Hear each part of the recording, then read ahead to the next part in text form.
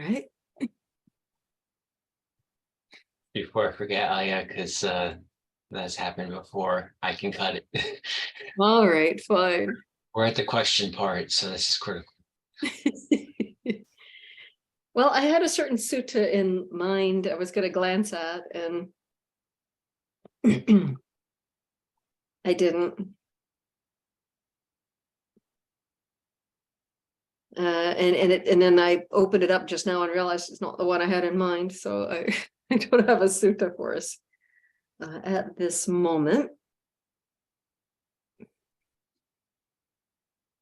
Let's see.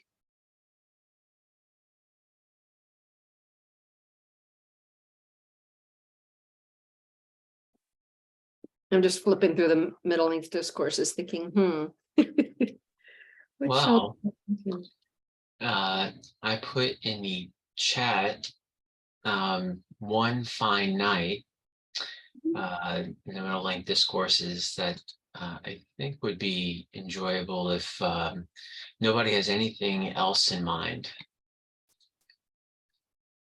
Well, I don't think anyone has. Didn't we go over that recently, or did I imagine? I may not have been here if we have. Has anyone been here when we went over it? This is new to me. Awesome. All right then.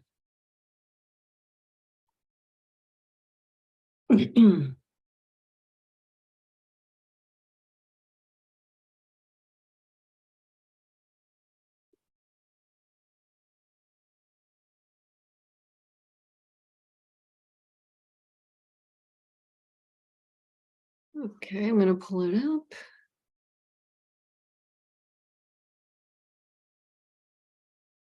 And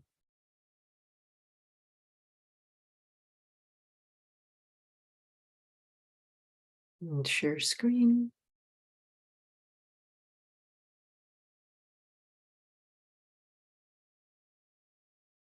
I have all these other things on. Okay. Let me go close Zoom, Meetup. I want it taking up my bandwidth.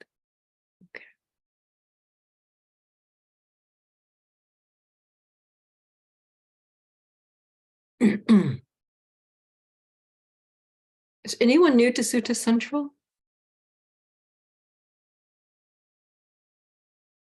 Yeah, it's new for me. Yeah. All right, so it's this brilliant website where you can find all of the Pali Canon translated, along with other ancient versions of many of the same suttas. And so here you are seeing no, Cooper, don't scratch the scripture. Cooper scratching scripture. You see it? So, excuse me, everybody, while I just explain to Lenny for a moment. So if you look up at the top here, this is suttacentral.net. And here we're in the Middle Length Discourses, English Sujato translation. And so when you learn to navigate this, you'll have the entirety of the Pali Canon at your fingertips. It's a absolute brilliant. I think Bhante Sujato is just genius. I mean, that's my conclusion from having spent several months in his monastery while he was there. Anyway, so at the top here, we go to views. And we can adjust how we want the Pali and the English. So we can have it with or without. And I'm going to put it line by line instead of side by side. Okay. Would anyone like to read? Oh, wait, before we get into the reading, before we do that. Okay. So, Bharikarata Sutta. Oh, hello, Dels. Welcome. Hello, hello, indeed.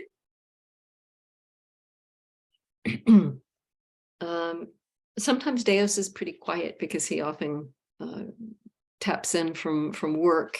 It's late night, doing a late night job for him in Czech Republic. Anyway, so this we're going into Bhadikaratta Sutta, and its translation is of the title is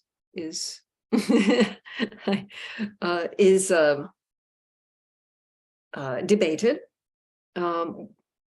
So what did we just have when Sujata's translation that I just closed? What was that? What was that title? I don't want to open it again, just real quick. One Fine Night. One Fine Night. Okay. And then Venerable Bodhi's is A Single Excellent Night. But I'm not going to parse out the words, not only due to lack of time, but because I can't remember what's been said on the parsing of the words. I just have sat there while teachers have parsed out the words quite a few times, actually. It just hasn't stuck with me. But another reportedly quite legitimate translation is one fortunate attachment. And so that was the translation Bhante Gunaratana was leaning towards in the past.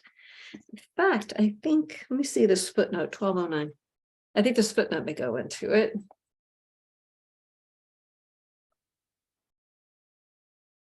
And it kind of actually, either way, it fits the context, because he's talking about one thing that's worth hanging on to, which is to be aware of each presently risen state.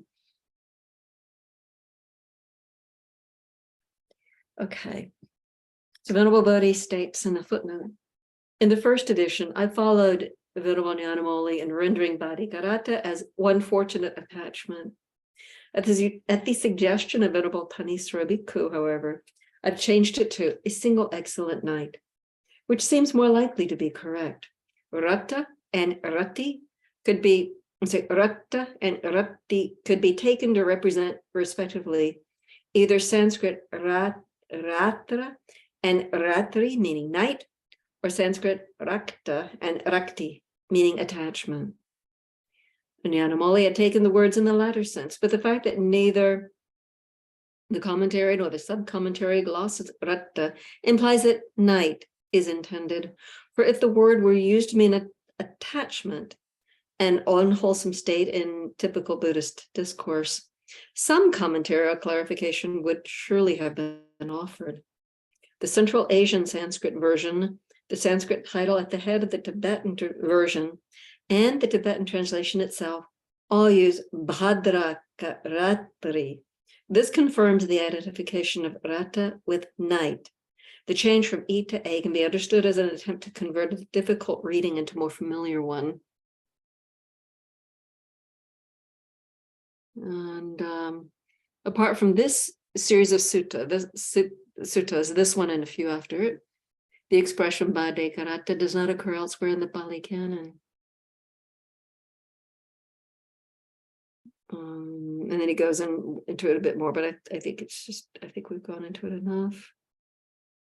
But Nyanamoli comments, it might be supposed that the expression Bhadikaratta was a popular phrase taken over by the Buddha and given a special sense by him, as was not infrequently done.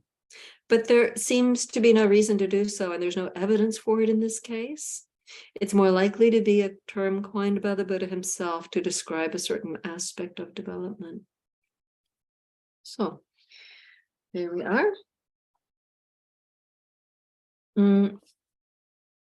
So we have this sutta, and this one will really lay it out quite nicely.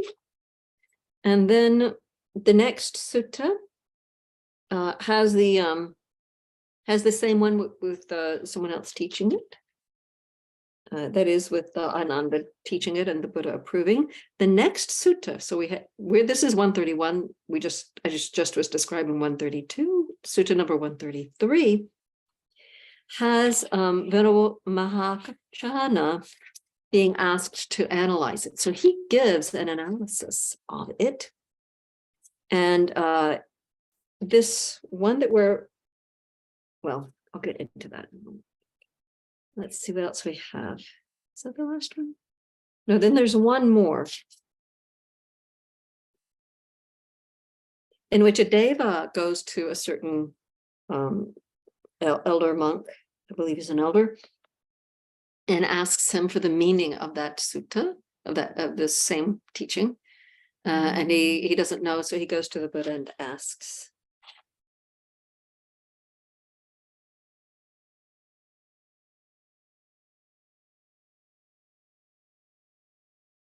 Okay. And so you have the it's a poem, really, encapsulated in a context. So who would like to read the first couple of paragraphs of the context? Wait, I'll share screen again.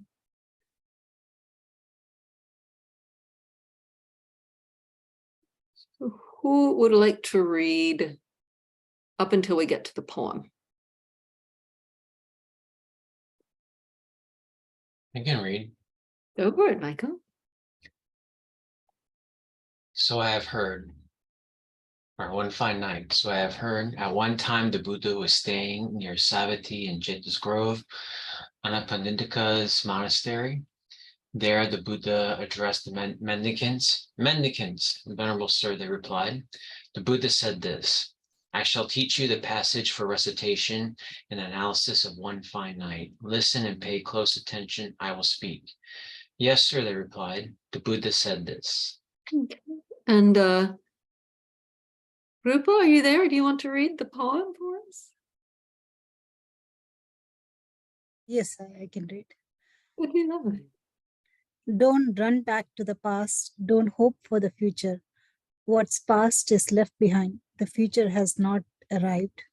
And phenomena in the present are clearly seen in every case. Knowing this, foster it, unfaltering, unshakable. Today is the day to keenly work. Who knows, tomorrow may bring death. For there is no bargain to be struck with death and its mighty hordes. The peaceful sage explained it's those who keenly meditate like this, who truly have that one fine night. There's one more line right there. Tireless all night and day, who truly have that one fine night. Very good.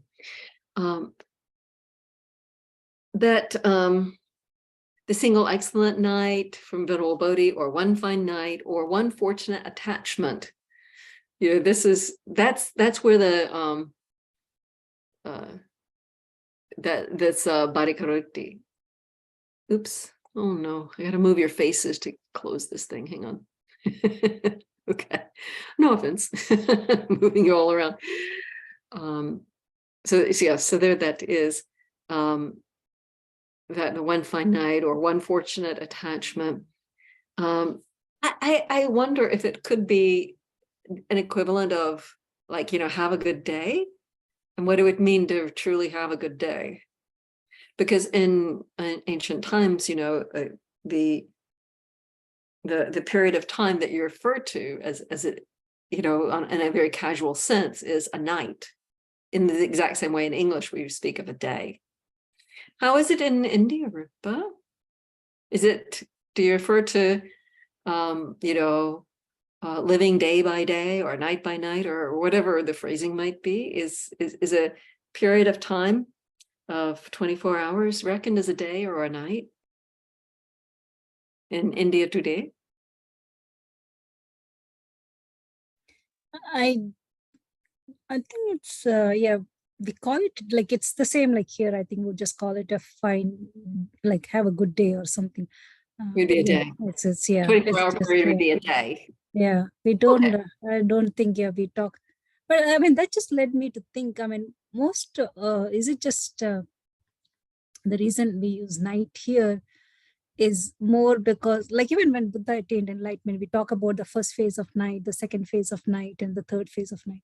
It's just that it's really calm around that time. So for No, meditation. because here it I is don't know, tireless all day and all night and day. all night and day. Yeah. So he truly have a fine night. I'm really, I mean, who am I to say when Venerable Bodhi has already put his mind to it and other great beings, but it seems to me like a 24-hour period, like having a great day. But yeah, okay. So you answer my question though. In India, you would say you would call a 24-hour period about a day rather than a night. Yeah, I think it's more 24-hour. I mean, yeah. In English, if you have a 24-hour period, you don't speak of night, you just speak of a day as that 20 anyway. So I'm going to read Venerable Bodhi's translation of this same poem. Hang on a second.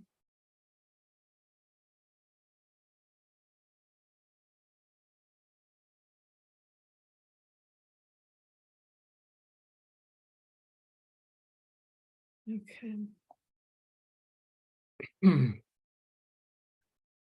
Let not a person revive the past or on the future build his hopes, for the past has been left behind and the future has not been reached. Instead, with insight, let him see each presently arisen state. Let him know that and be sure of it, invincibly, unshakably. Today, the effort must be made. Tomorrow, death may come. Who knows? No bargain with mortality can keep him and his hordes away. But one who dwells thus ardently, relentlessly, by day, by night, it is he, the peaceful sage has said, who has had a single excellent night. And then the one I memorized must be Bandhiguru Ratana's. Let one not revisit the past, nor in the future build his hopes. For the past has been left behind, and the future has not yet been reached.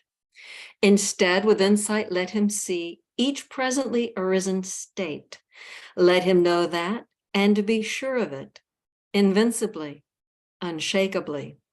Today, the effort must be made. Tomorrow, death may come. Who knows? No bargain with mortality can keep death and his hordes away. Instead, with insight, let him see each presently arisen state.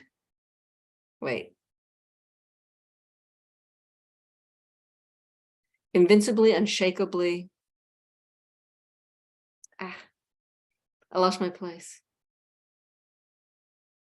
No bargain with mortality can keep death and his hordes away. Today, the effort must be made. Tomorrow, death may come. It is he, the peaceful sage, has said, who has one fortunate attachment. I messed up that last paragraph, but anyway, good enough. You got the point. Okay. So now he's going to give an analysis. And what do we see here? Well, let's read this one. Who would like to read this one paragraph? I can read. Thank you, James.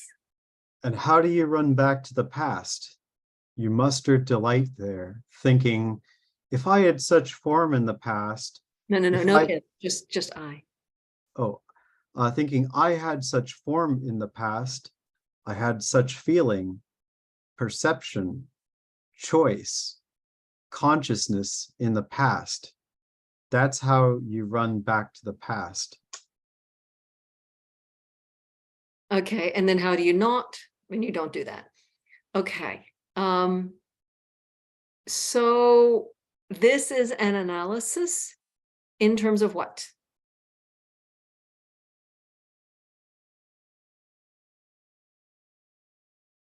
The sense data and your reference point of them.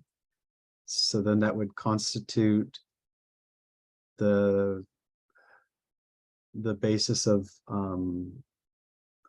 not being trapped within the senses. Okay, so we see here form. Let me pull up the Bali again. I just had shortened it up so we could follow the the poem better. So let's go back to this.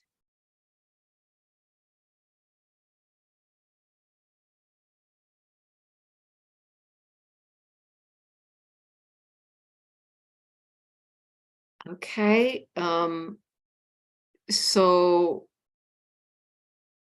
rupa, form, feeling, there's feeling, and perception.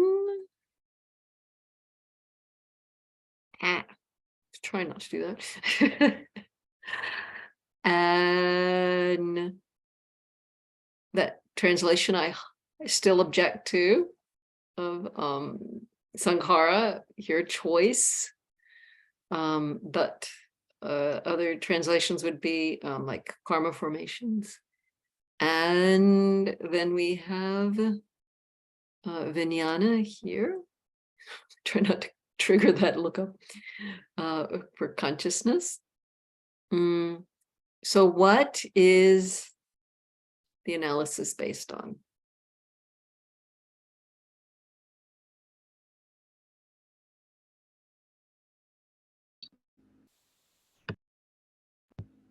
The 5 aggregates. Thank you. Yes. Hang on before I share again. When Mahakachana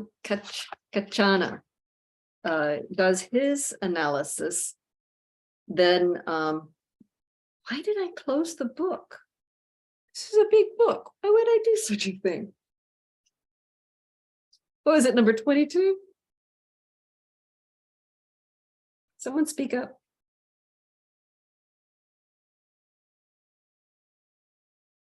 No? Don't put it in the chat. Somebody, come on, where is it?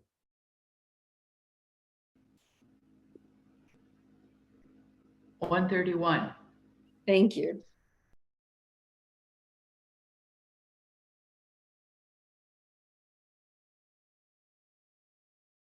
Okay, I've closed it because I had a little sticky, I had a little bookmark in there. The problem was so many bookmarks. I was counting on this one little flimsy bookmark. I need more than that to show me where something is. Okay, so when we get later on with the real analysis of it with Mahakachana, he goes into it's the same poem, same kind of thing, but he does not use the 5 aggregates. So how does one revive the past? I'm reading ahead to the sutta number 133. Mahakachana will say, one's consciousness becomes bound up with desire and lust, there thinking, my I was thus in the past, and sights or forms were thus.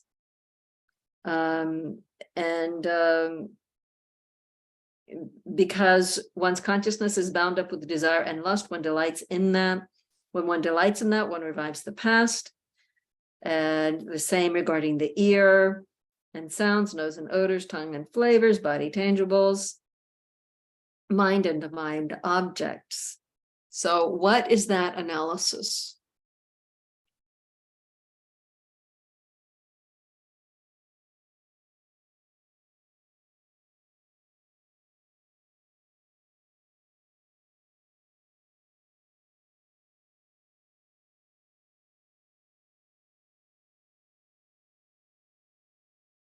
What is that analysis? What is that list? What is it? Jessica?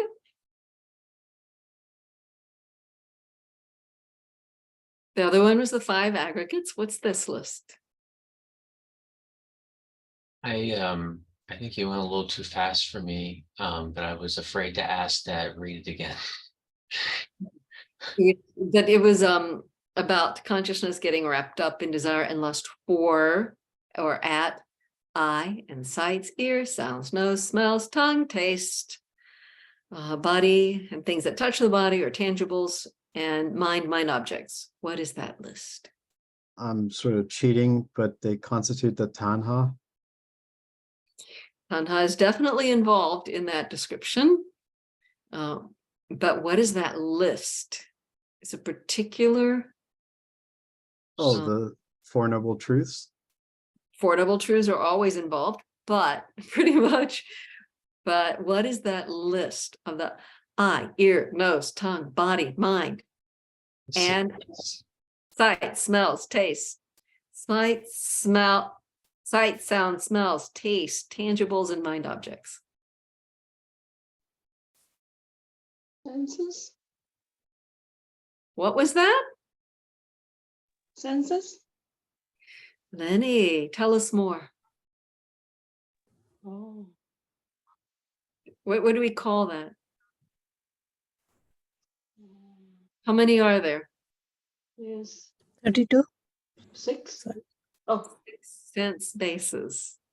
So this is an illustration of a point that I've made a number of times, that the Buddha, and then at the end of that one, he would go on to say that the monks would go back to the Buddha report what Mahakachana had said, and the Buddha says, "Oh, he's wise. If you had asked me, I would have analyzed it in exactly the same way." However, in the sutta that we're looking at present, it is not how he analyzed it. He analyzed it in terms of the 5 aggregates. So he was putting Mahakachana's analysis using the 6-fold base, or 12-fold base if you consider the inner and outer bases of the organs and the impingements, eyes and sights and so forth, to be equivalent to his analysis of the 5 aggregates. And I've pointed out many times, he broke down the whole mind-body existence phenomena in multiple ways, just like if you had a garden in your backyard and you brought in the carrots and the cabbage and the broccoli and so forth, and you want to make it edible, you want to make it digestible. And so you might chop it, you might dice it, you might put it in a blender. I see the analysis using the elements, like earth, water, fire, and air as the blender. There are various ways you can prepare the raw data and make it something you can chew, you can digest, you can make sense of, you can make use of. When we just are confronted with our moment-to-moment experiences, we're just overwhelmed with it, and we're very attached to it, and we're not able to see clearly what's really here because we're so wrapped up in our ideas and beliefs, assumptions. But when the Buddha presents it to us in this analytical sort of format, we are breaking it down into more bite-sized pieces. So it's not about me and everything I like and so on. It's, there's an impingement at the eye, or you could break it down by the aggregates like we have in this sutta. And I have a little handy guide I use my fingers for. I think all of you have seen this at least a couple of times. Lenny, except Lenny, this will be a new one for you. So I'll indulge myself and go into the whole thing. So I like to count on my hands. So math challenged people like me learn to do that at a very high level. So we have the 5 aggregates: form, feeling, perception, mental formations or karma formations, consciousness. Okay. Oh my goodness, I'm about to get a hand up. You know how anyway, Zoom was starting to analyze the fact of my hand being there. Now it wants to give a thumbs up just because my thumb is here. There it is. Can you see it in the corner? All right, ignore the commentary from Zoom. Rupa, Vedana, Sanya, Sankhara, Vijnana. Form, feeling, perception, mental formations, consciousness. And here you have physicality broken down, just represented by the thumb, the form. There's a whole lot packed into that one, with the mentality, the mental part of it, broken into 4 pieces. Okay, so then we have the 6 sense bases of what? 6 sense bases. Sight, is that what you're, yeah, sight, hearing, and touch, and taste. Okay. Smell, like the nose. So the typical, just the typical order is eye and sights, ear, sounds, nose, smells, tongue, tastes. So these are those very, very, very sensitive parts of the body, super sensitive parts of the body for exploring our environment. Then all the rest of the body, the thumb, all the rest of the body, and one more, which is also going to get a thumb. What would that be? Skin. Eye, ear, nose, tongue, body, and Mind. Mind. The body includes skin. So body is everything except the eye, ear, nose, tongue. Because those are just so extremely skilled at bringing in data. Sorry, my hand is up now from Zoom. Because the body is the eye, ear, nose, tongue are all just so very, very sensitive, very skilled at bringing in the data. And then the body is classed into this, catch-all. And so we have these 5 physical parts of the 6 sense bases, and then mind. So here, the thumb is special for body, and we have this other thumb here, slightly double jointed, this other thumb here, which is representing mind.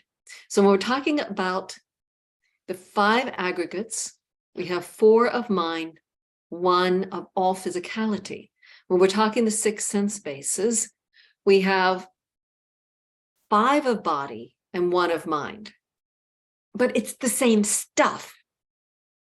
It's just our moment-to-moment experience chopped differently for our analysis, for our ability to just see how things really are. And people just have different proclivities. Somebody is going to make more progress analyzing what's going on here and now in accordance with the 5 aggregates, and somebody else is going to make more progress with it, with the perhaps for them more practical analysis of the 6 senses. But neither is superior. The Buddha praised Mahakachana's analysis into 6 sense bases as the same as what he himself would have taught if asked. And yet, when he himself taught it, what did he do? 5 aggregate analysis.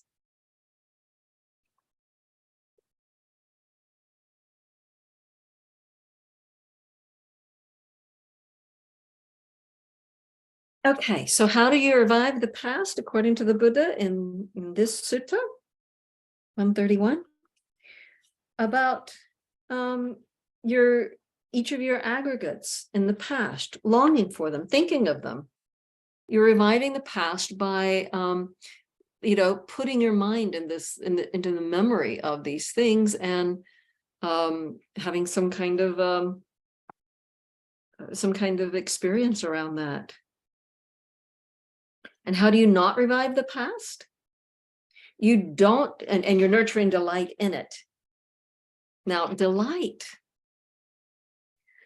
is a little bit of a strange word here, as I understand its application.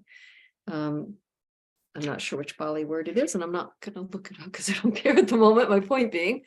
Delight here is standing in not only for that which is pleasant, but it could also be a delight in the drama of unpleasant. So it's not necessarily delight in the sense of, oh, it was so awesome, but it could just be getting caught in the whole drama of what you're remembering, as I understand it.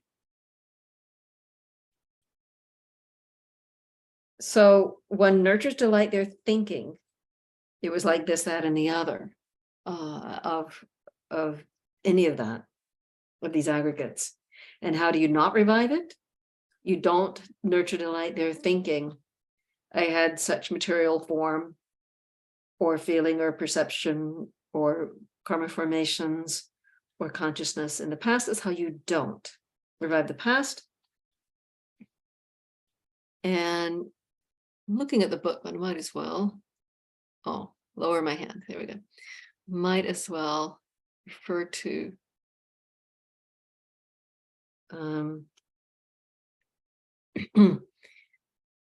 so that he was saying here, run back to the past. So running back to or reviving or revisit the past in what I had memorized.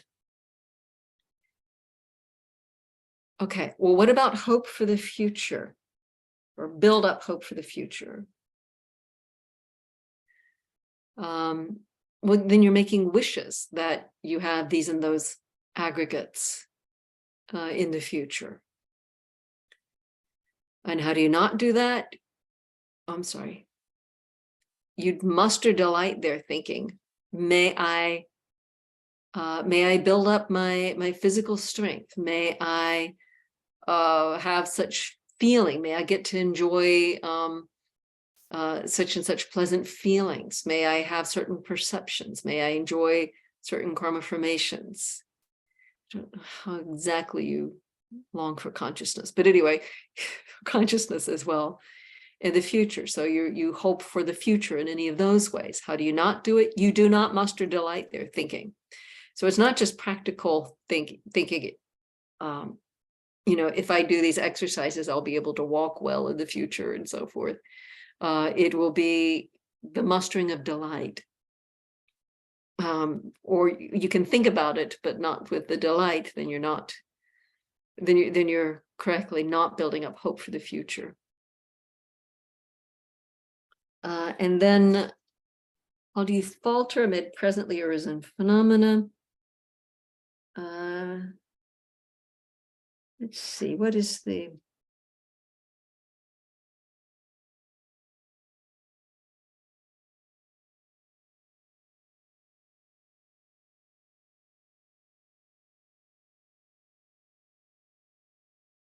Okay, invincible, unshakable.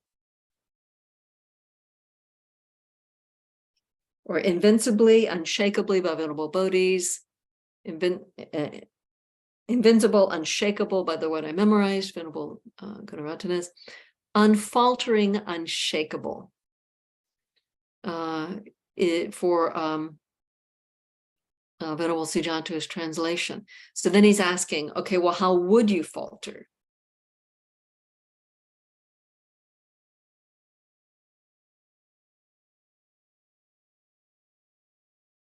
So how would you falter amid presently arisen phenomena? And then how would you not falter?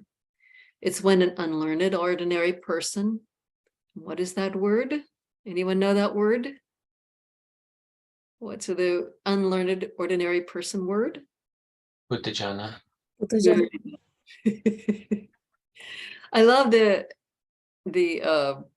sound of it in the sense that the Patujana almost sounds like you're kind of spitting the word. It almost comes across with contempt.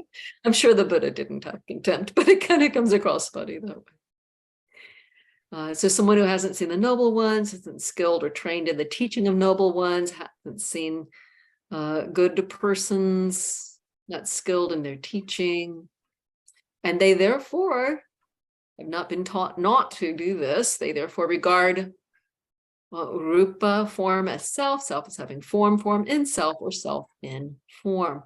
So these are various ways we misconceive of self. And how do you falter amid presently arisen phenomena? they regard, interesting. So okay. So when a person regards feeling as self as having feeling in self in feeling, and how else do you falter amid presently arisen phenomena?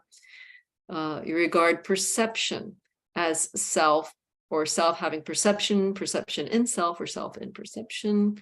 Sankhara is regarded as self, or self having it, or sankhara in self, or self in sankhara. And consciousness as self having consciousness in self, or self in consciousness. And I will bet you he's got a helpful footnote there about these various ways of misunderstanding, misconceiving self. This is footnote 1218.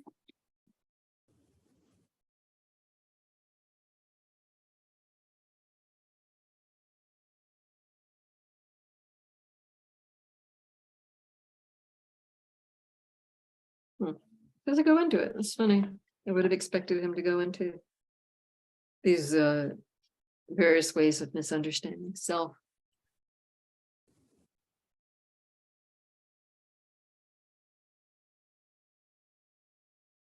And how do you not falter amid presently arisen phenomena? So you've gotten these sorts of teachings, and you don't do that. You don't make this mistake about self. And that's how you don't falter amid presently arisen phenomena. Or again, in the Venerable Bodhi translation, to invincible, unshakable. How are you vanquished, or how are you not shaken? And he explains that's what he meant.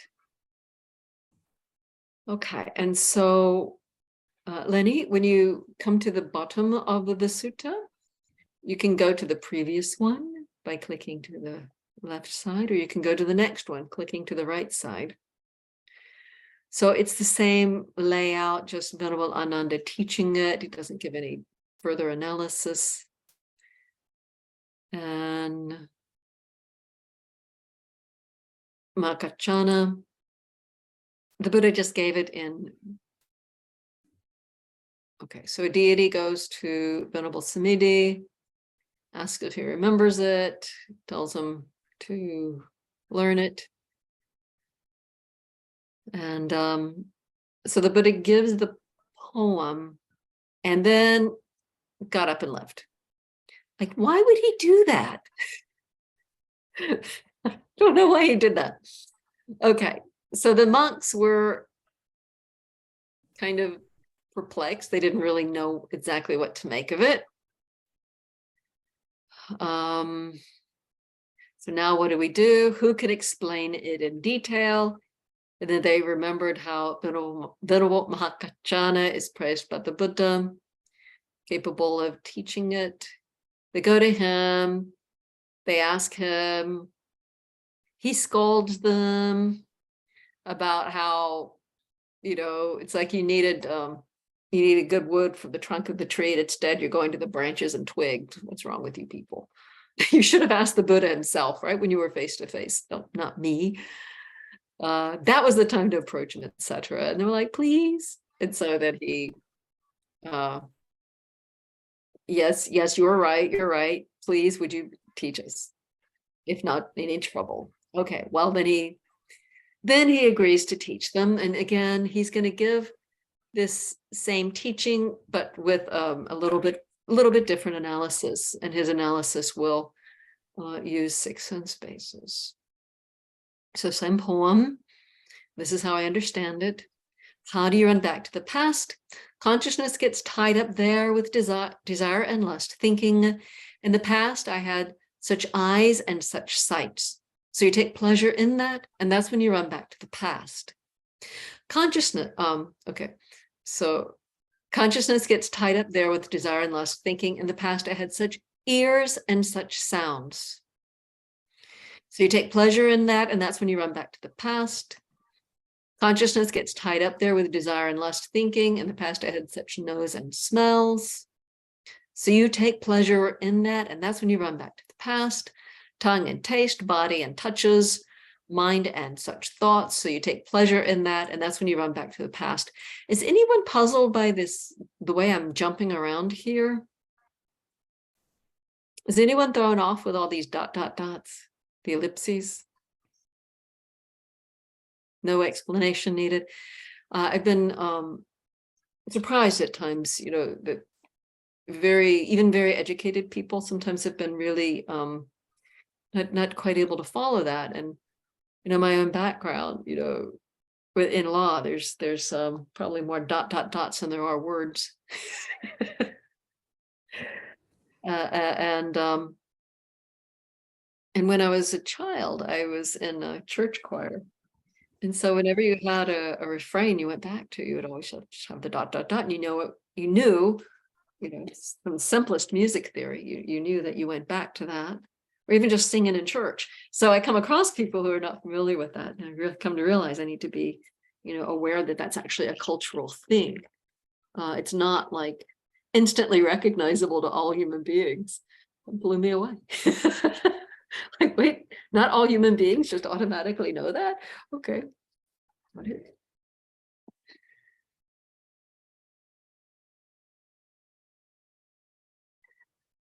Right, so going back to the sharing screen. So that's how you run back to the past. How do you run back to the past? Again, that there's you have desire. There was a mention of tanha. There's probably the word tanha must be there. Where is it? How do you run back to the past? Consciousness. For some reason, I expect the Pali to be first. I get turned around again and again.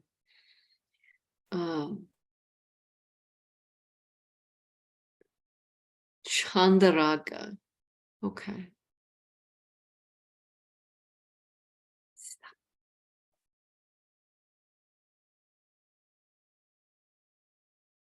Okay.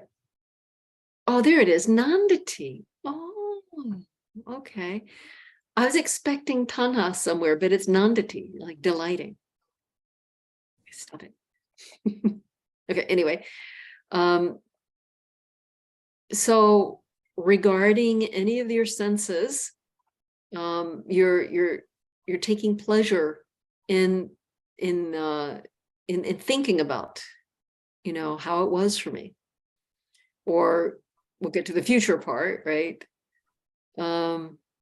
So there's desire and lust regarding, when you're thinking about the organ, it's a little bit, you can get lost in it, but remembering a sunset, remembering a beautiful piece of clothing that you had, how gorgeous it was, remembering how your hair used to look, remembering the handsomeness or beauty of someone in your life.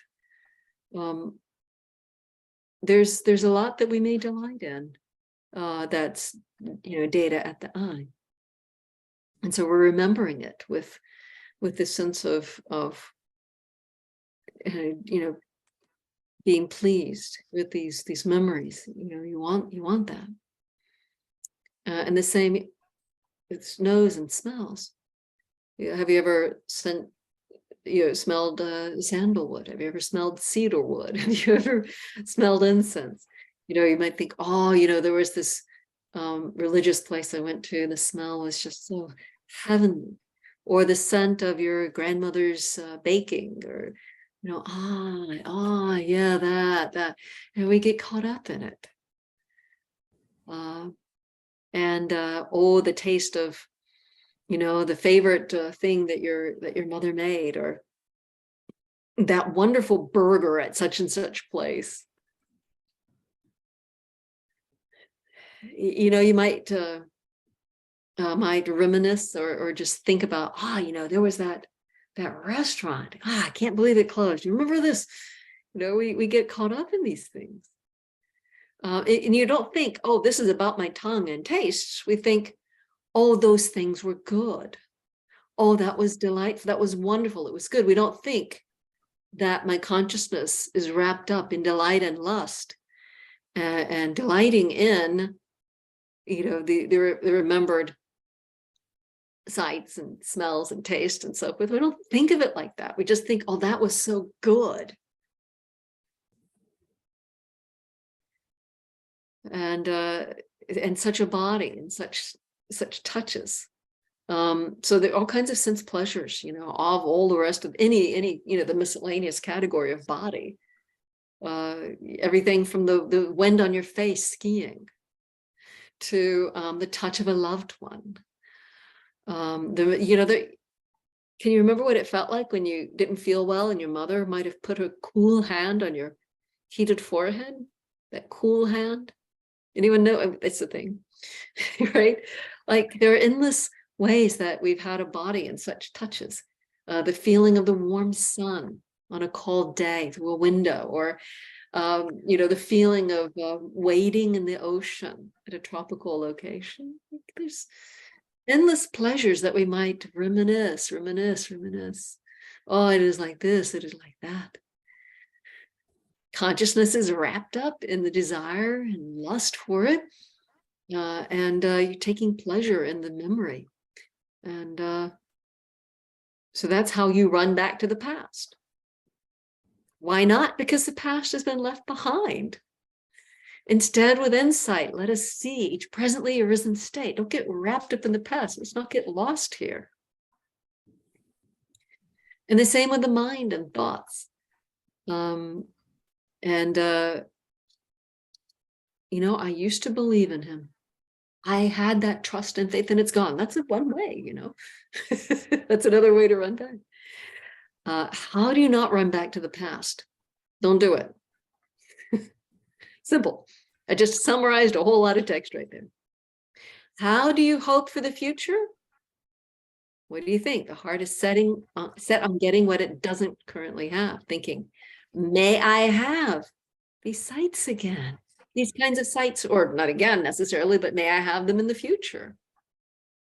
Now, bad enough to be wrapped up in the past, at least the memory has some kind of basis in reality, but future thinking is pure speculation.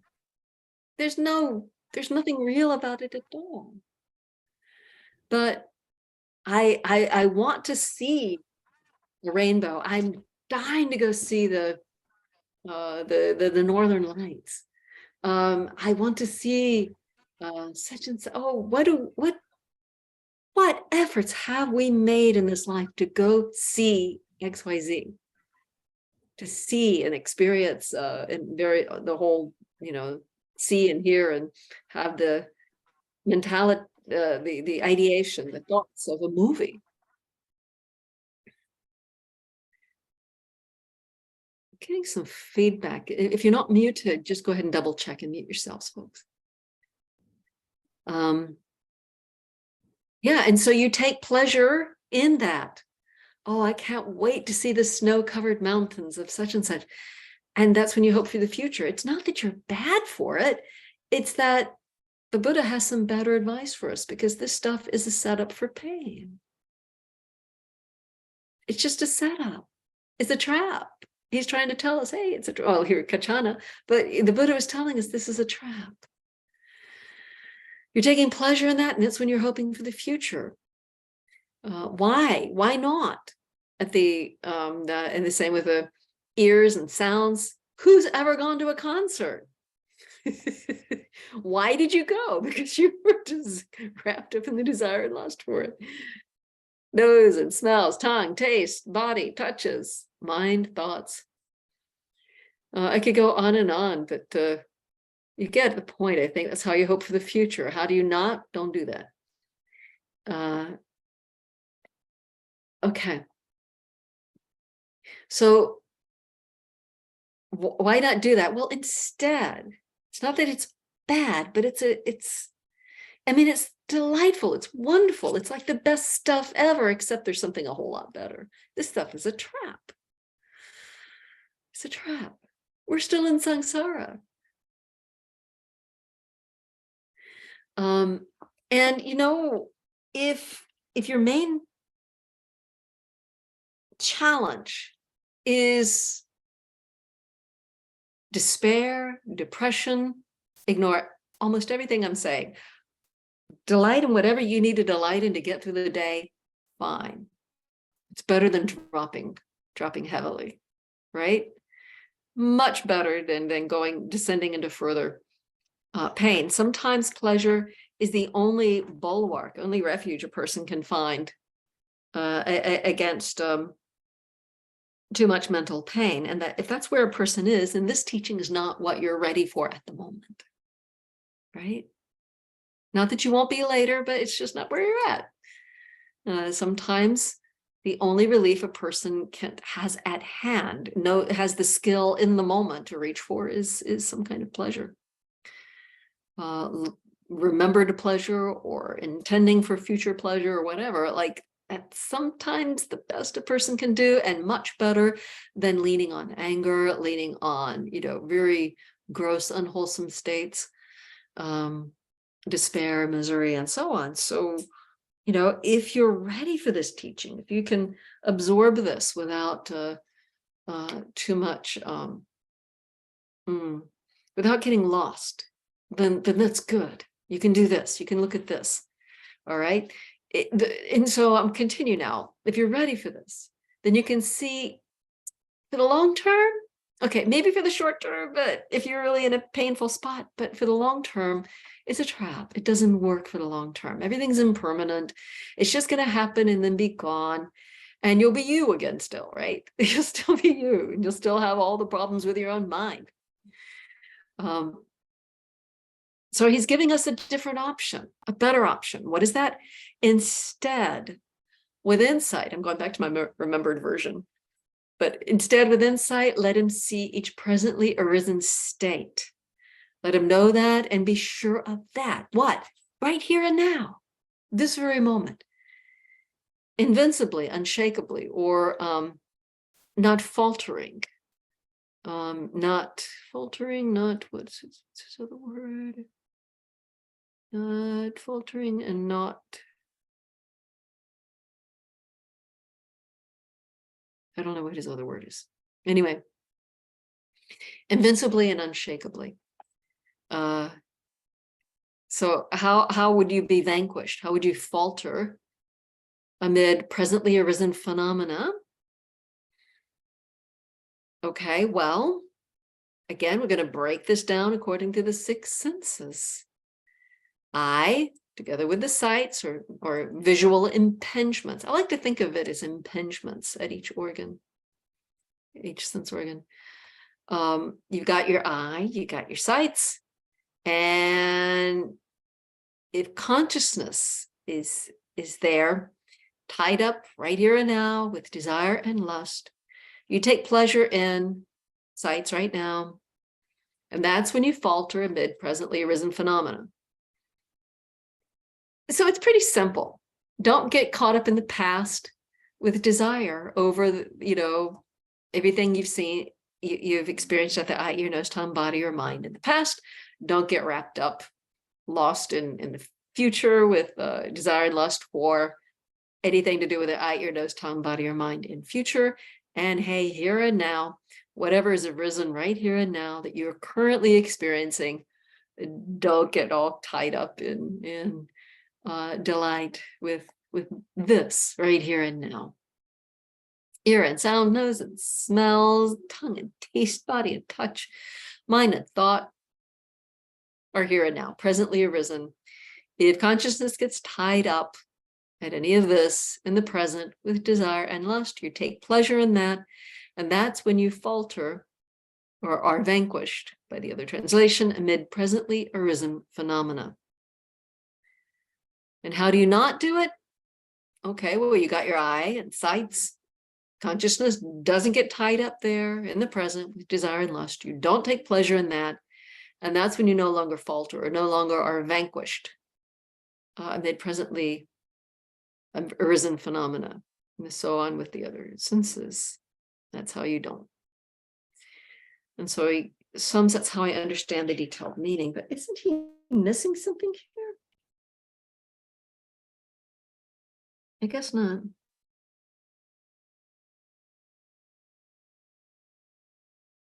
Okay.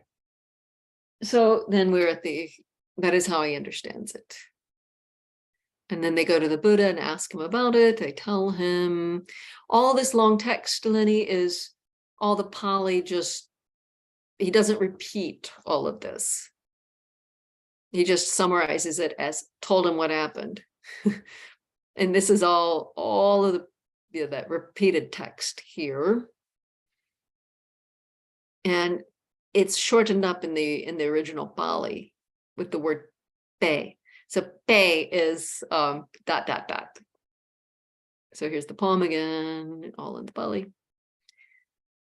So they say, explained it that way. He called him astute, great wisdom, and he would have answered it the same way. And so we have the epilogue. Satisfied, the mendicants were happy with what the Buddha said.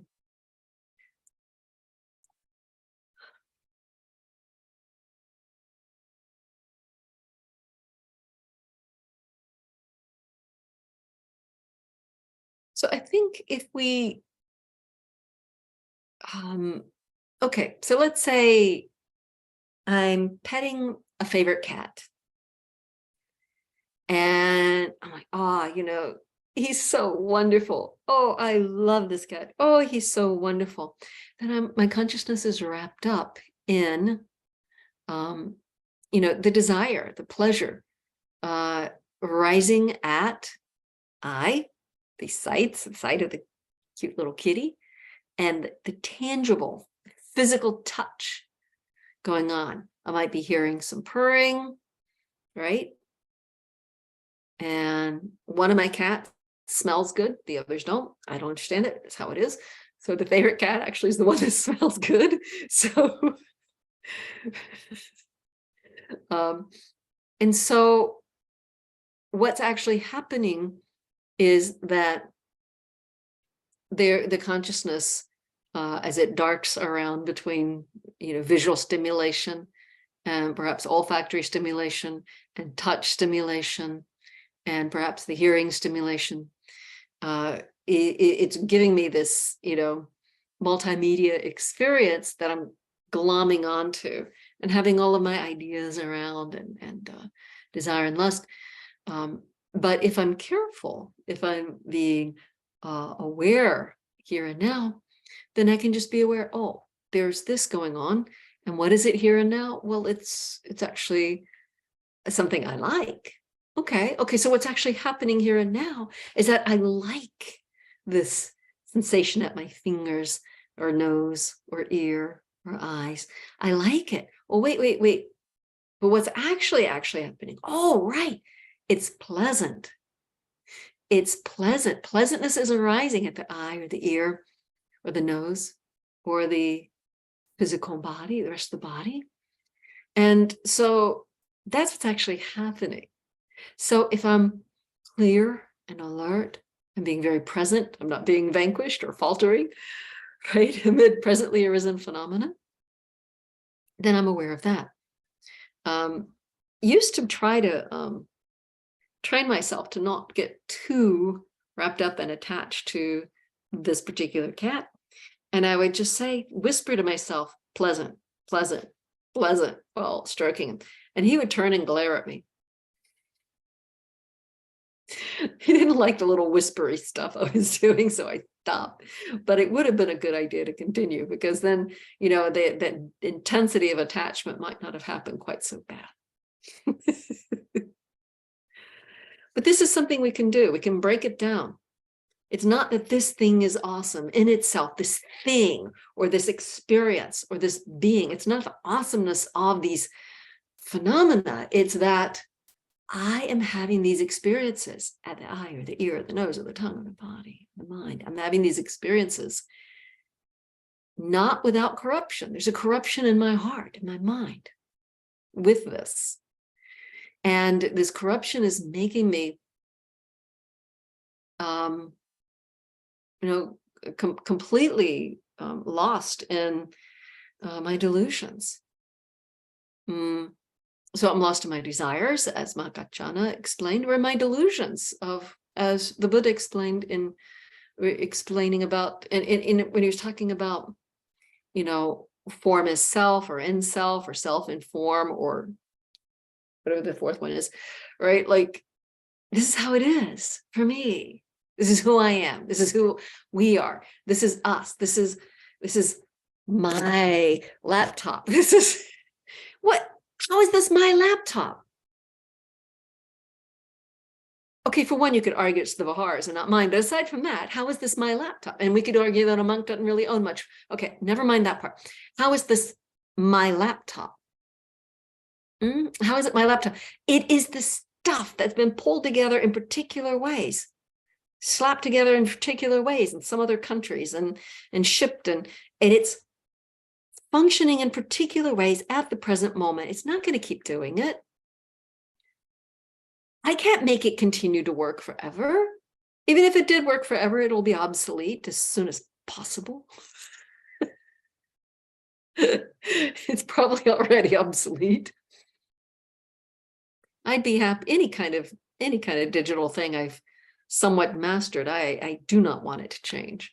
And don't you know, the darn things just aren't even able to support the you know, the kind of weightiness of how many bytes are necessary of data. It just, oh dear. Anyway, yeah, planned what's the word? I know the word, I can't say it though. I mispronounced so many things. What's the word? Obsolescence. Obsolescence? Is that the right obsolescence? I might have said it that way. Anyway, you know, it's hopeless.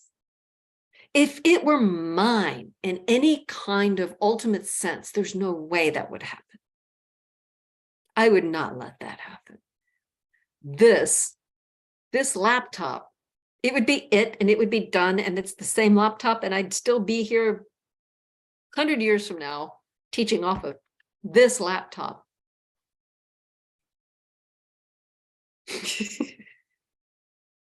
An older bogey with my old laptop.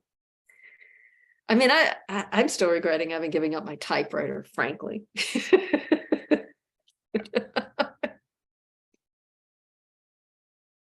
Can't believe I got rid of that thing years ago. It was awesome.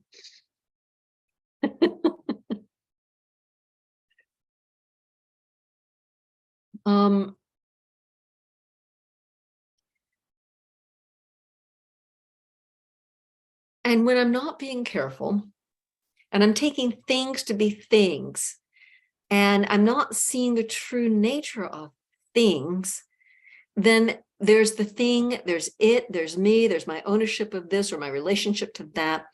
To have a relationship with a thing, I have to be. And so I'm going to build up me. I'm going to build up self. I'm an important self. I'm not going to be an ordinary self. I'm going to be an important self. And then I stub my toe, and it's a very important thing.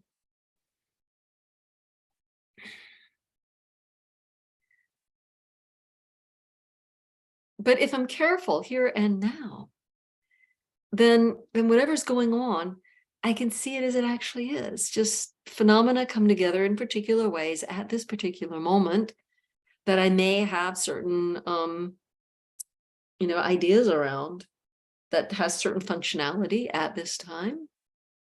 You know, there's a car in the driveway here. It's my mother's car, but there's this car, and let's say I take it to, you know, if I were to be at an intersection and some big guy were to come and decide he doesn't like the look of me and, you know, put his hands on the hood and shake up and down, I sure enough would say, he shook me.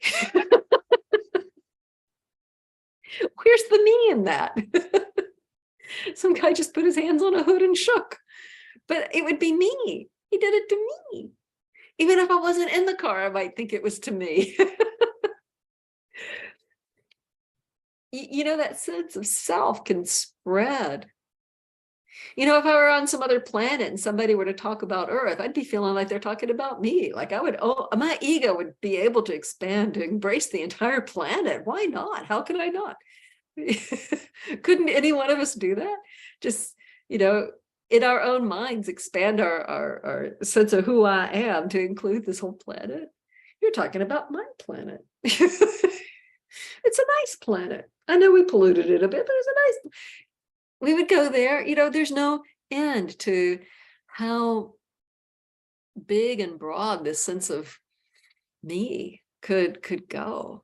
You know, that which is belonging to me, having to do that I'm in, or is in me, or I'm having to do with it. What are all those permutations of self?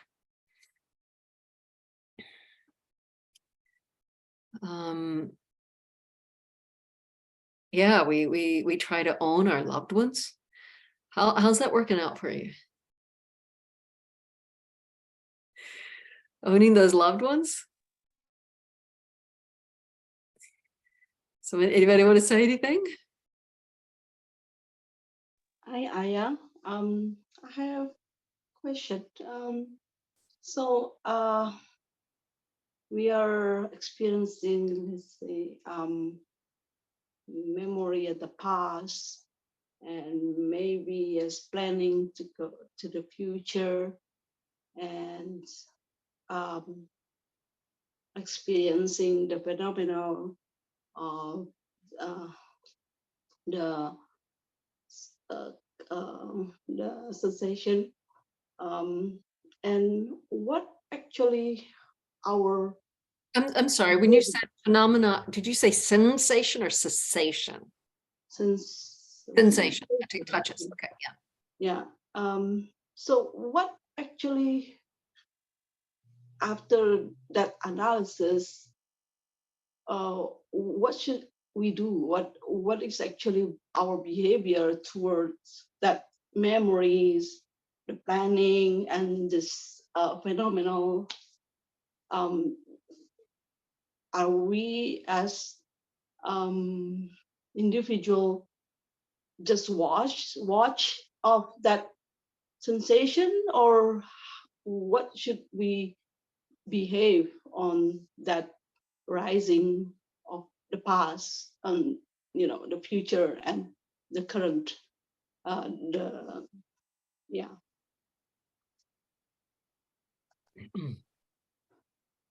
And phenomena in the present are clearly seen in every case. Yeah. Or instead with insight, what just happened?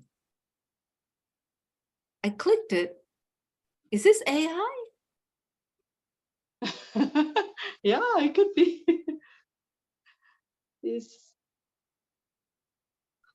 So weird. Searched Yeah. it. Stop it. Go away. No, make it go. How do I wait?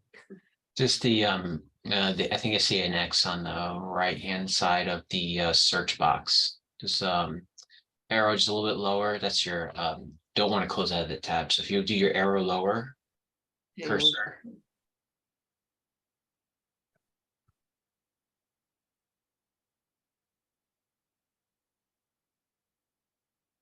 I do that a lot myself because I right click too fast and I accidentally do a left click and then I bring up random stuff. So that's my wisdom there from constantly making the same mistake.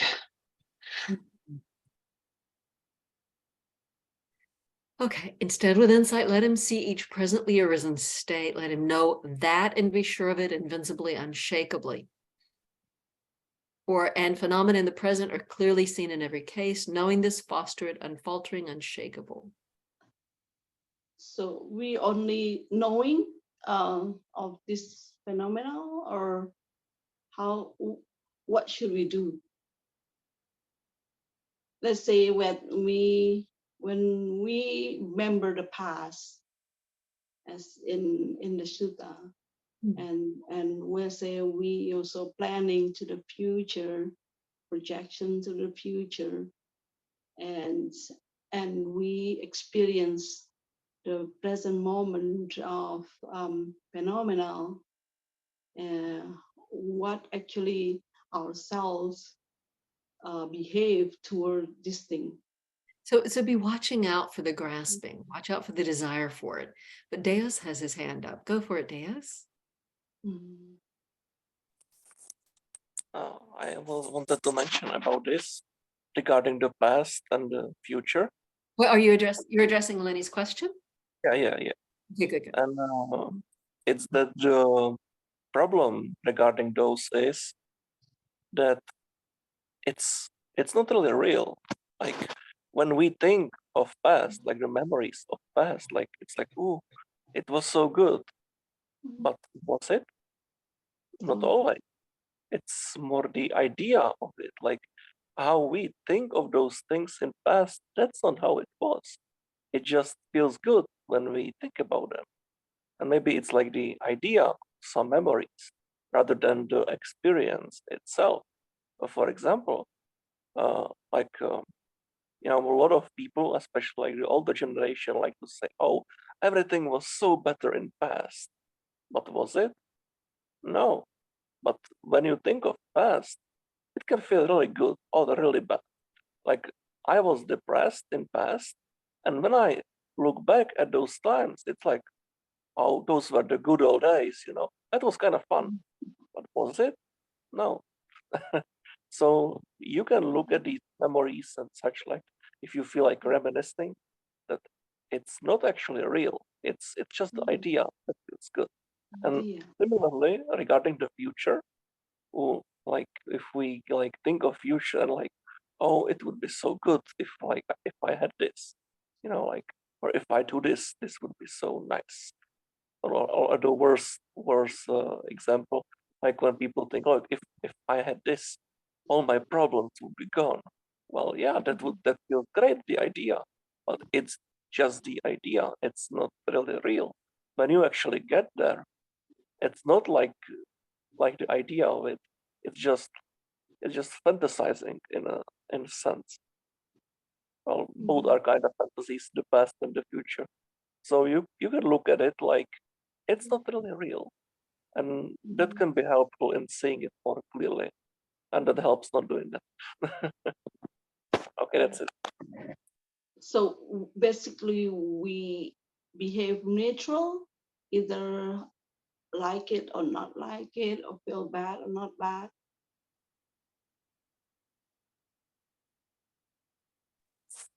Oh, sorry, can you repeat it? It's a bit bad. I'm on phone.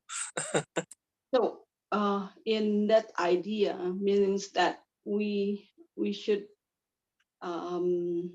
try to become neutral, even you don't need to be a good feel good or bad with the idea. Hmm.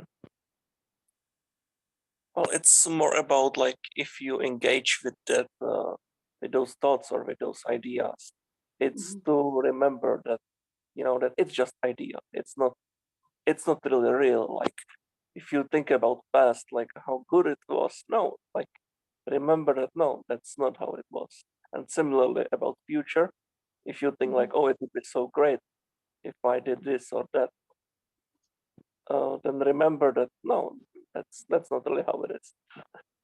Okay. I think that's my point. Thank you. I think a way that people can find this more immediately accessible as a beneficial practice, not so much as he's giving us a liberating practice, but a way to use it just to relieve some of our suffering. Let's say that you had your heart set on a ski trip, and then something out of your control happened, like a pandemic or what, it got canceled. So you cannot go on the ski trip. But then you could reason with yourself, okay, but what was it that I wanted for my future with the ski trip? I wanted the sights of these mountains. I wanted the feel of the chill and the air on my skin and the wind as I was skiing. I wanted the scent of the pine and the wood smoke. I wanted the taste of the hot chocolate in the lodge. I wanted I wanted the exhilaration of the physical exertion of the cross-country skiing or the of the downhill skiing, or the mental delight in being with these family and friends, or competing with my friends who could go faster or whatever, or of some accomplishment with it and so forth. Okay, but what was that wish for the sights? That was just a desire of what would arise, I imagine would arise at the eye. So not only was it completely speculative, it has not been reached, but this was simply it's not a noble thing, it's not a great and worthy thing. It's just that there was a desire for a particular site. There are other sites in the world, I don't have to have that site, but it was my attachment, my desire. I wanted that. It's just like I'm being like a toddler. I want what I want. I wanted the sites, and because I have this idea that the sites would have been such and such. I don't know for a fact. It might have been foggy. It might not have been anything like I imagined, but this is what I wanted. And now I have disappointment because I didn't get what I wanted. And I wanted the certain sounds, but they might not have been like that. Maybe I wanted the sound of the wind and the pines, but maybe there would have been some equipment making noise next door. It is just my attachment. I'm like a toddler having a tantrum over that. And so on, regarding each of the sense bases, I imagined this, but this was just my desire. It's not a noble thing. It was just some attachment, just some desire at this sense organ. And I imagined such and such with my body. Who knows? Maybe I would end up in a body cast in more agony than I've ever known in my life.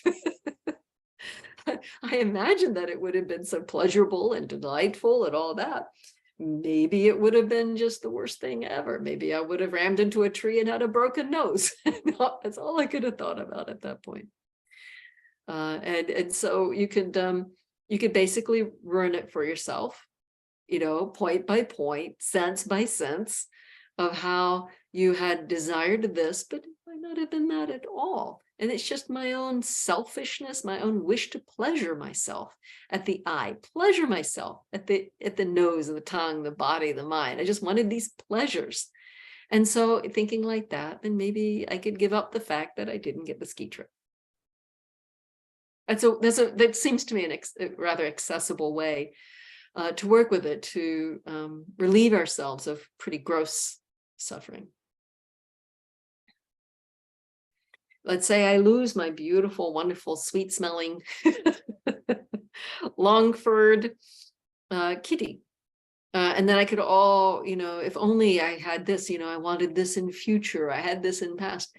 I'd be like, well, maybe if I hadn't lost him in these ways, maybe he just would have come to stink as he got older. Maybe his fur would have gotten rough as he got older. Maybe his terrible temper would have gotten even worse. There's the ways we could work with ourselves, just breaking down these ideas into all these component parts. It's just using this as an analytical tool.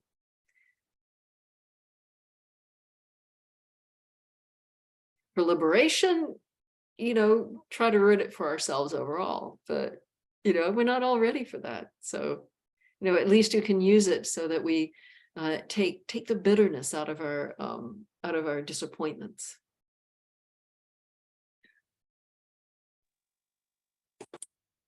Yeah, I think the analytical thing, it can really ruin things, and it's really good for that. And we can definitely make use of it for like anything. Like if you like desiring something, you can try to analytically look into it, and it can be, yeah, really good for that. And it reminded me of something that some people can struggle with. It's like with relationships, and it's like if someone had like a very short relationship, and like they broke off or something, and they felt, oh, this person, it was so great, and it's like it was my best love. Nobody was better than this person. But the funny thing is, it's only because the relationship was short. So because it was short, they really didn't experience that much. But if it was longer, they would see, all the bad sides of the other person. But because they did not experience it, it's like, oh, it was so good. It was the perfect person. But that was only because they didn't really seen it clearly. They didn't experience all the sides of it. So they only experience this like very limited side of things. And that's what heavily impacts their perception of it and their memory of it. And it's kind of what we do with like almost everything, because we only focus on just one thing, like, something feels good. So we focus on that and we do not see the rest. So that's more of a concrete example of that, because we only experienced the nice, but we did not experience the bad. But the bad is there. It just takes time. Thanks, Deus. Here's another example. I saw a video online. I couldn't help but click. A little bit of Schadenfreude. Somebody had bought a new Tesla and taken it off the shop floor and driven it for 3 hours when he got totaled. A wrong way driver had come down the road and he couldn't avoid it, and big, massive crash. 3 hours he'd gotten to enjoy his car that had been specially designed, around his wishes. So if we were to sit him down and say, okay, look, we're very sorry you had this loss, but what is it that you lost? What was this thing that you had? You had the smell, and you wanted the smell in future. But wasn't that just a selfish wish? You wanted the smell and it's gone now. What did you have? You had the touch of the steering wheel and you wanted more of that, but it's gone, but what was that but just a selfish wish, that I want the pleasure in future, and you were attached to that. Or you wanted the feel of the seats, the leather seats, and you wanted the feel of the vroom, and you you wanted the convenience of it in so many ways. So there's the mental objects. You wanted to get to know that you would have this, that, and the other. And so you had all of these wishes and expectations, at each of the various sense organs, but none of this is guaranteed. And all of these attachments are just very, very selfish desires for some kind of pleasuring, some kind of fulfillment of ideas of what you could have at each of these sense spaces. So you can give it up. What did you lose? You lost nothing. Just all these attachments. This is what you just said and what I talked about before.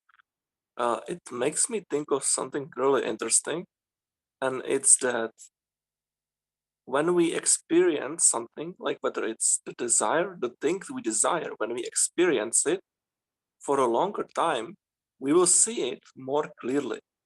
So the prerequisite is that we have to experience it for a longer time to see it more clearly. However, that's not really the case with many pleasures, because those pleasures last only a while. So when it's gone, we're like, oh, I want to feel it again, or I want to get it again. But when we get it, it can be just for a while, and that's a problem, because we lack the time enough to see it clearly. It can be with food, and I think food is a great example. Like, I was eating this something and it was really nice, but when I took 3 pieces of it once, and it was horrible. It only felt good because of that one piece, that one little nice experience. But when I took 3, it was horrible. And it can be even with like cigarettes, like someone smokes cigarettes. But if you were to come to that person, okay, well, you will have to smoke a whole pack once. It wouldn't be too nice. And it would help them to see it more clearly, that it's not that pleasant. And maybe that's kind of how the samsara operates, in a sense, that we only get these little bits of pleasures and we cannot see it clearly, and then we die and we go again. And we do not really process the stuff, and we desire it because we do not see it clearly, and it repeats and repeats. But when we experience something for a longer time, let's say, then yeah, we can definitely see it more clearly and be like, well, this is not good. Like, we don't really want that. it sucks. So yeah, I think that's really interesting. Like, yeah. Thank you, Deus.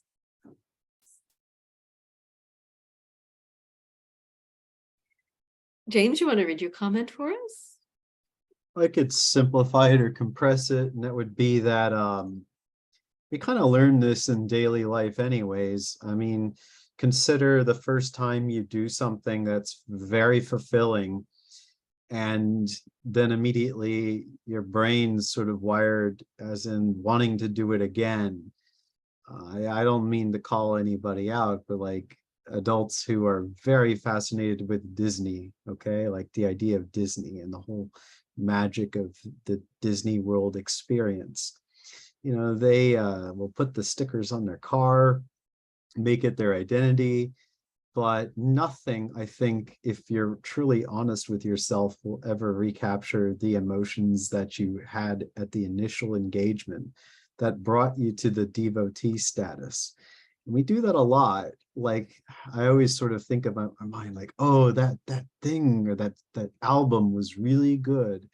I wish I could listen to it again for the first time. If you ever catch yourself saying like, I wish I could just wipe my mind of this experience so I can experience it again from the beginning, that indicates that there's the law of diminishing returns coming to you, that something can only be truly excellent on the initial experience with it because it's novel to you. And then when you start doing the novelty seeking behavior, that's like a shift that demonstrates that your relationship with the media has gone from something that was initially innocuous to a desire-seeking relationship.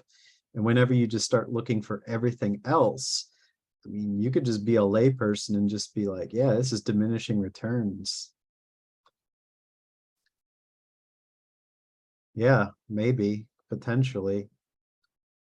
That you recognize that pattern and that relationship you have with the form of the media.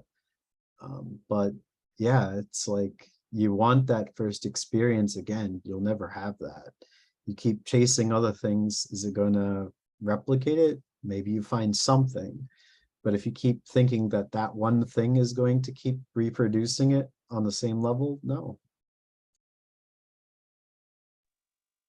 And the funny thing is, even if it could, like if there was some machine that could be able to do it, then you could like analytically look into it and be like, well, so what? I'm just gonna do this thing again and again. Oh, that's kind of boring, right?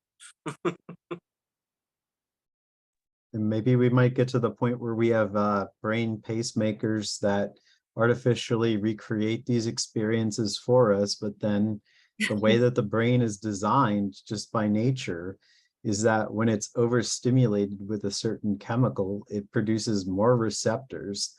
So you need more of that substance to meet the same experience as that first really, truly wonderful or joyful experience. So I think that I would have to look at the research, but a brain pacemaker might have to face diminishing returns in the serotonin or dopamine systems. I think it would help people see things more clearly. Like no matter what, how the AI is and all kinds of fantasies, maybe they would be able to be fulfilled rather easily in the future. But if that's the case, maybe that will help people see things more clearly, because then you just see how things are empty. You know, like in a dream, you can have everything you want with a snap of a finger, and when you do that, it's like, okay, that's it. It's kind of boring. Okay, I'm going to cut in here. I didn't have my timepiece with me. I didn't have the phone, which is why Michael so kindly timed our meditation. And I just now looked on my laptop to bring up, Zoom doesn't have the clock on there for some reason. And I just changed my laptop to see, and it is now 9:15. I am amazed that we are still having this discussion so vigorously at such a late hour. We usually try to end around 8. So I think it's time to call it a night. Thank you, Aya. Have a Thank good you, It's Aya. time, anyone? Thank you. Sadhu, sadhu, sadhu. Sadhu, Sadhu, sadhu, sadhu. sadhu. Excellent. Very good. Have a good weekend. Thank you. You too.